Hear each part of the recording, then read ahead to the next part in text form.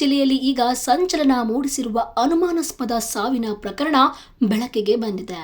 ತುಮಕೂರು ತಾಲೂಕಿನ ಹೆಬ್ಬೂರು ಪೊಲೀಸ್ ಠಾಣೆ ವ್ಯಾಪ್ತಿಯ ದಾಸರಹಳ್ಳಿ ಗ್ರಾಮದಲ್ಲಿ ನಡೆದಿರುವ ಈ ಘಟನೆ ಇದೀಗ ಗ್ರಾಮಸ್ಥರಲ್ಲೇ ಅಲ್ಲ, ಜಿಲ್ಲೆಯಾದ್ಯಂತ ಚರ್ಚೆಗೆ ಕಾರಣವಾಗಿದೆ. ಜನವರಿ 30ರಂದು 50 ವರ್ಷದ ಪರಮೇಶ್ ಹೃದಯಘಾತದಿಂದ ಮೃತಪಟ್ಟಿದ್ದಾರೆ ಎಂದು ಕುಟುಂಬಸ್ಥರಿಗೆ ತಿಳಿಸಿ ಅದೇ ದಿನ ಅಂತ್ಯಕ್ರಿಯೆ ನೆರವೇರಿಸಲಾಗಿತ್ತು.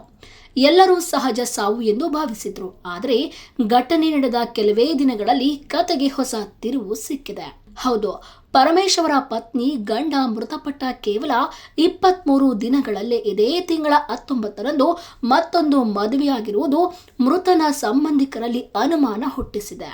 ಇಷ್ಟು ಬೇಗ ಮದುವೆ ಹೇಗೆ ಸಾಧ್ಯ ಎಂಬ ಪ್ರಶ್ನೆ ಕುಟುಂಬದವರನ್ನು ಕಾಡಲು ಆರಂಭಿಸಿದೆ. ಈ ಹಿನ್ನೆಲೆ ಪರಮೇಶ್ ಅವರ ಸಹೋದರಿ ಹೆಬ್ಬೂರು ಪೊಲೀಸ್ ಠಾಣೆಗೆ ದೂರು ನೀಡಿದ್ದು ತಮ್ಮ ಅಣ್ಣನ ಸಾವು ಸಹಜವಲ್ಲ ಎಂದು ಆರೋಪಿಸಿದ್ದಾರೆ.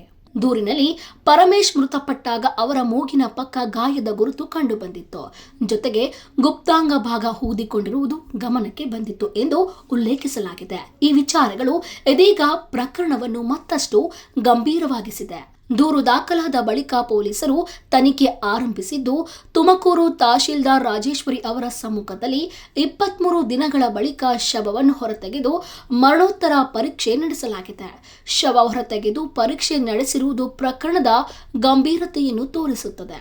ಇದೀಗ ಈ ಪ್ರಕರಣ ಅನುಮಾನಾಸ್ಪದ ಸಾವು ಎಂದು ಪರಿಗಣಿಸಿ ಪೊಲೀಸರು ಸಂಪೂರ್ಣ ತನಿಖೆ ಕೈಗೊಂಡಿದ್ದಾರೆ. ಮರಣೋತ್ತರ ಪರೀಕ್ಷೆಯ ವರದಿ 1 ವಾರದಲ್ಲಿ ಬರಬಹುದೆಂದು ನಿರೀಕ್ಷಿಸಲಾಗ್ತಾ ಇದೆ. ವರದಿ ಬಂದ ಬಳಿಕ ಪರಮೇಶ್ ಅವರ ಸಾವಿನ ನಿಜವಾದ ಕಾರಣ ಬಹಿರಂಗವಾಗುವ ಸಾಧ್ಯತೆ ಇದೆ.